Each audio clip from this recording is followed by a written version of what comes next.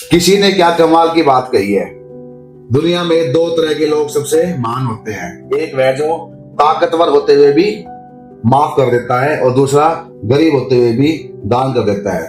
राम राम दोस्तों, मैं हेमंत। आज की जो मेरी कहानी है वो 5 अनाथ पर आधारित है। एक गुरुकुल में 30 शिष्य शिक्षा ग्रहण कर रहे थे।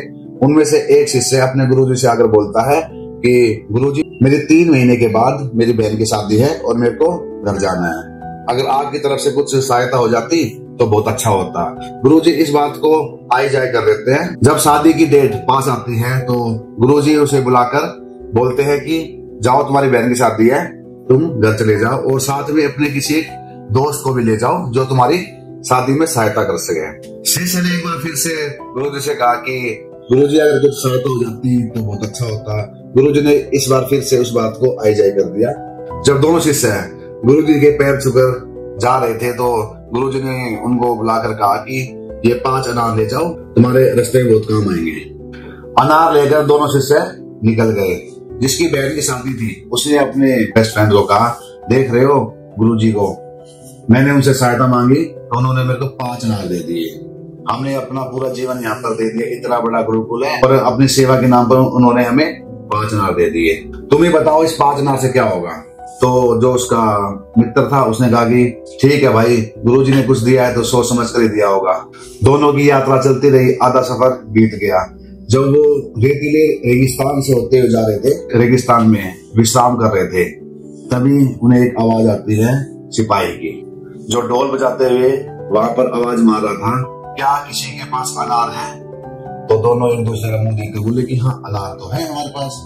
वो जाकर सिपाही से बोलते हैं, पूछते हैं कि आपको अनार क्यों चाहिए? उस व्यक्ति ने कहा कि हमारे राजा की बेटी बहुत दिनों से बीमार है और हमारे वेद ने बोला है कि उसे अनार का रस, मतलब अनार का जूस में ही दवाई दी जाएगी, इसलिए हम अनार को खोज रहे हैं। मगर हमारा एरिया रेगिस्तानी है, रेतीला है, तो यहाँ पर अनार मिलता नहीं है। दोनों शिष्य ने कहा कि हाँ, अनार तो हमारे पास है। राजा का सिपाही बहुत खुश हुआ और उन दोनों को राजा के राजमहल में लेकर गया। राजा भी बहुत खुश हुआ।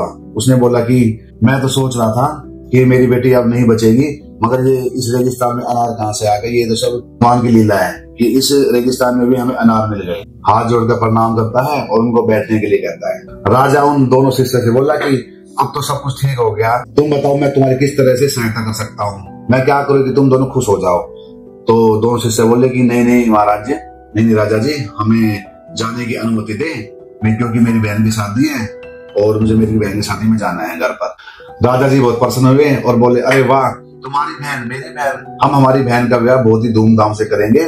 तुमने मेरी बेटी का जीवन बचाया है, हम अपनी बहन की शादी बड़े धूमधाम से करेंगे। राजा ने राजसी तरह से ठाट बाट से शादी को संपन्न कराया। गरीब परिवार का बच्चा था, वो भी बहुत खुश हुआ। जब दोनों गुरुकुल की तरफ लौट रहे थे तो शिष्य का जो बेस्ट वाला फ्रेंड था उसने कहा कि देख रहे हो, गुरुजी जो भी देते हैं, जो भी बोलते हैं, उसमें कुछ ना कुछ छुपा होता है। उन्होंने जो 5 अनार दिए वो बहुत ही सोच समझ कर ही दिए होंगे। बहुत ही छोटी सी कहानी है जो हमें ये सिखाती है कि भगवान की योजना श्रेष्ठ होती है। भगवान के ऊपर ही छोड़ दीजिए और बोल दीजिए, मैं आपके हवाले, मेरा जीवन आपके हवाले, जो करना है आपको करना है, अच्छा करना है, बुरा करना है, अब सब आपके हवाले है। वो सब अपने आप ही संभाल लेंगे। कई बार हम जीवन में घबरा जाते हैं। जीवन में जब मुश्किलें आती है तो हम सब घबरा जाते हैं, मगर ये सोचो कि हम तो जहां तक देख रहे हैं, भगवान तो बहुत दूर की देखता है। वो पहले से ही सोच समझ कर डिसाइड करके हमारे साथ क्या अच्छा करना है, क्या बुरा करना है, वो सब दूर की सोच के ही करता है। तो ये थी मेरी आज की कहानी। इससे हमें यही सीख लेनी चाहिए कि ऊपर वाला जो भी करता है अच्छा ही करता है, हमें घबराना नहीं है, हमें डरना नहीं है, सब ऊपर वाले के ऊपर छोड़ देना है। जो भी होगा अच्छा ही होगा। अगर आपको मेरी कहानी अच्छी लगी है तो प्लीज कमेंट करके जरूर बताना, लाइक और शेयर भी करना और मेरे चैनल को सब्सक्राइब कर लेना। फिर मिलते हैं नेक्स्ट एपिसोड में एक नई कहानी के साथ। राम राम दोस्तों।